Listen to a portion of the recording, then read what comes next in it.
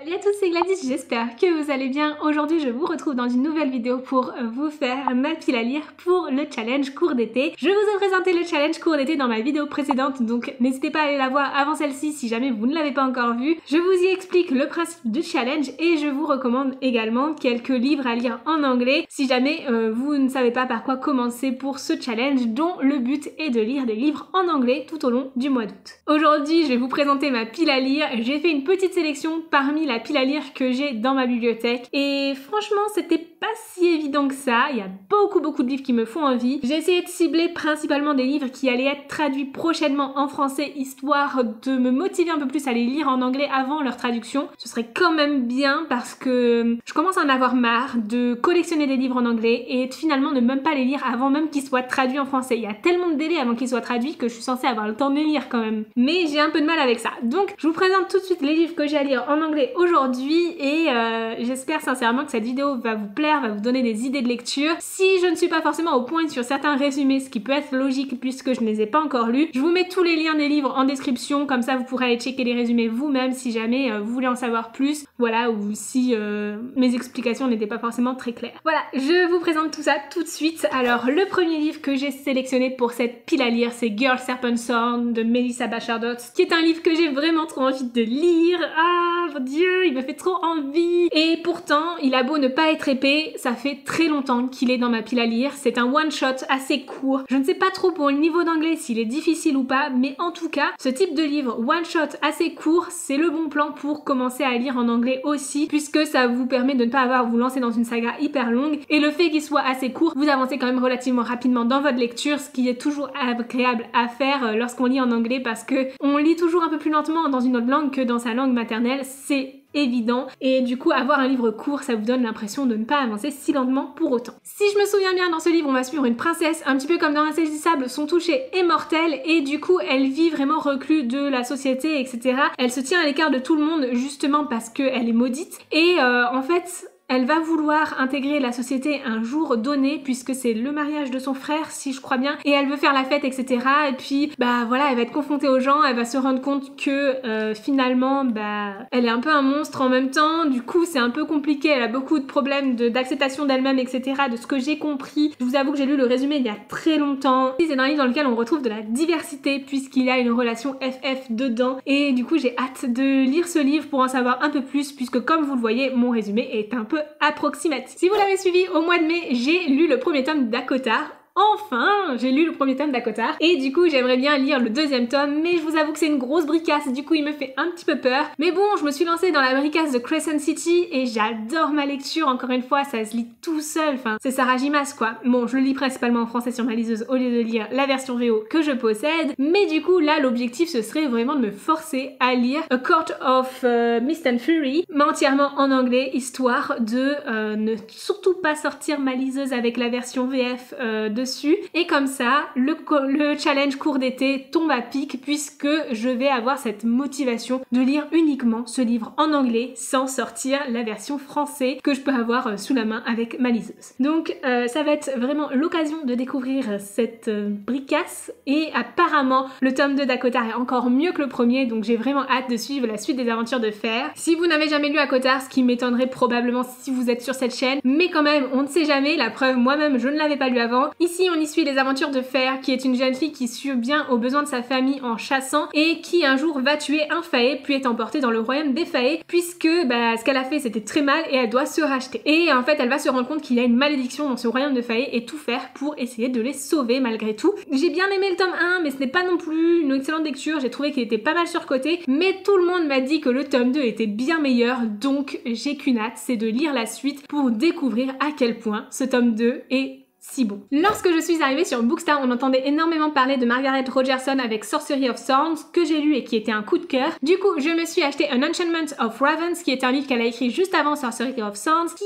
apparemment serait problématique sur certains points, en particulier relations toxiques avec grosse différence d'âge, mais j'ai quand même envie de le découvrir. Je ne savais pas qu'il y avait ces particularités avant de l'acheter, bien évidemment. C'est un livre qui va être bientôt traduit chez Brajlon dans la collection Big Bang et du coup j'avais envie de le découvrir avant qu'il soit traduit. Encore une fois, il s'agit d'un one-shot super court, donc je pense que ça va se lire facilement, rapidement, mais je crois que le niveau d'anglais n'est pas des plus accessibles. Déjà rien que le résumé, j'avais un petit peu de mal à comprendre certaines choses, donc on va voir si j'arrive à le lire, si je le repousse pas trop non plus parce que ma pile à lire est quand même assez dense et du coup c'est possible que je ne les lise pas tous, pense même que c'est très probable que je ne lise pas tous ces livres, mais An Enchantment of Ravens est quand même dans cette pile à lire parce qu'il va être bientôt traduit et j'aimerais bien le lire avant qu'il soit traduit. Dans un genre complètement différent, j'ai mis Solitaire de Alice Oseman dans ma pile à lire. Vous connaissez mon amour pour les Heartstopper et ici on y suit Tori, la sœur de Charlie Spring, qui est une jeune fille très solitaire, qui vit vraiment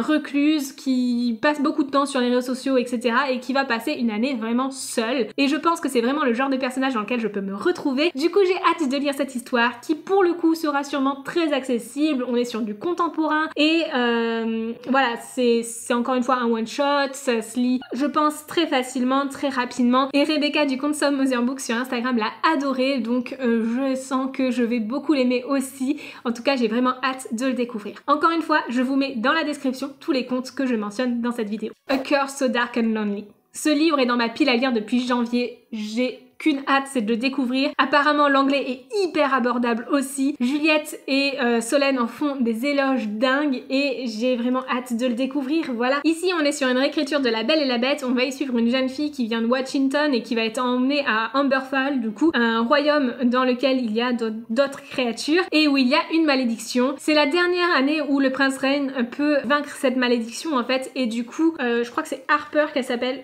Oui, Harper va tout faire pour combattre cette malédiction et essayer de sauver la vie au prince Rain, etc. Mais du coup, en fait, elle est vraiment consciente que la solution, c'est de tomber amoureuse du prince. Et j'ai hâte de voir comment ça va se faire parce que quand tu sais que tu dois tomber amoureux de quelqu'un, enfin ça se fait pas tout seul, donc j'ai hâte de voir comment ça va se faire et comment tout ça va se goupiller. En plus de ça, Amber est handicapée physique et du coup doit expliquer dans ce monde fantastique où voilà, il n'y a pas d'handicap ou autre, que elle est blessée à vie, etc.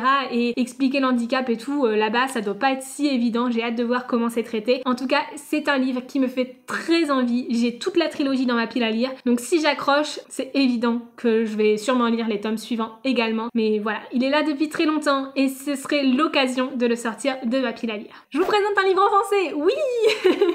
Récemment Juliette du compte Fleur de Sureau a lu Crave, donc Assoiffée de Tracy Wolff. On l'a acheté ensemble, non on l'a pas acheté ensemble, j'étais avec elle lorsque moi je l'ai acheté, elle l'avait déjà et elle avait envie de le lire et en fait bon c'est pas fait une lecture commune finalement parce que ça ne s'est pas fait comme ça, mais finalement quand elle a lu Assoiffée elle m'a dit que dans Crave, donc la version VO, les personnages étaient plus profonds, qu'il y avait plus de charisme, d'humour, etc. que dans la version VF qui selon elle est plutôt plate et froide et du coup j'ai la VF mais j'hésite grandement à le lire en VO et voilà, donc je ne sais pas trop. Pour le moment je le mets un peu dans ma pile à lire mais pas trop parce qu'il me fait très envie et sincèrement je pense que si je le lis je vais sûrement le lire en VO sur ma liseuse et peut-être même que je vais craquer pour les éditions VO reliées parce qu'elles sont magnifiques et qu'en plus du coup j'aurai accès à plus de tomes que ici avec seulement le premier tome qui est traduit en français, à voir, mais du coup je le mets un peu là, même si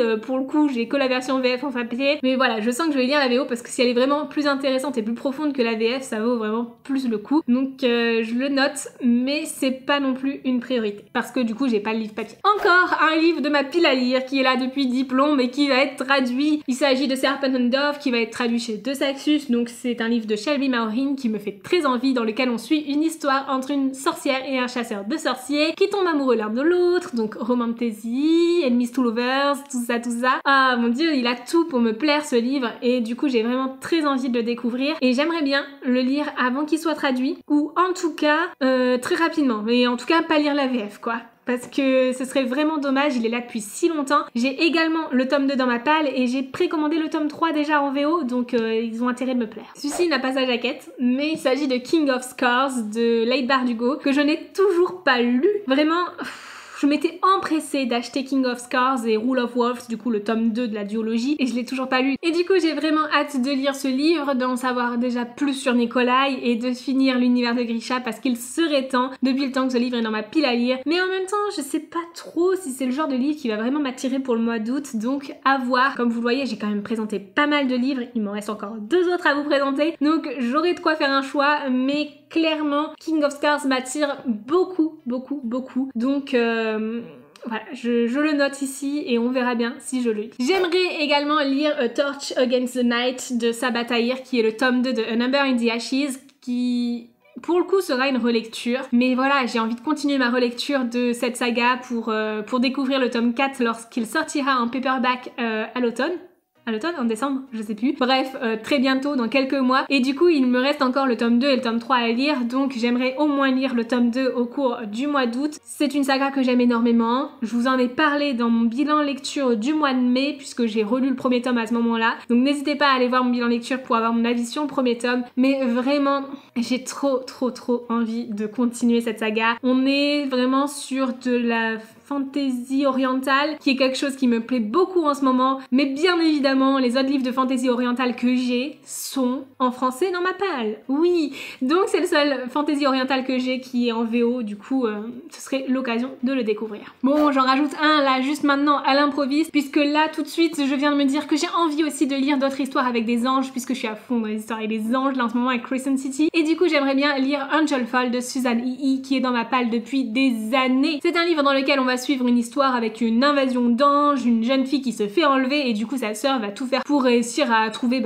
voilà où est sa sœur, qu'est-ce qui lui est arrivé, pourquoi elle est enlevée, quel est le lien avec l'invasion des anges, etc. Et du coup j'ai vraiment hâte de découvrir cette histoire, et c'est une trilogie qui est déjà traduite en français, donc j'aimerais bien la lire en anglais et surtout me procurer les tomes suivants dans cette édition que j'ai, donc qui est l'édition Holder. Je ne sais même pas s'ils existent toujours dans l'édition Holder, mais j'aimerais bien quand même compléter ma collection de cette trilogie et au moins du coup lire le premier tome avant d'acheter les tomes suivants pour être sûr que j'aime l'univers et la plume, etc. Et on finit avec la Queen, Jennifer Lamanchout.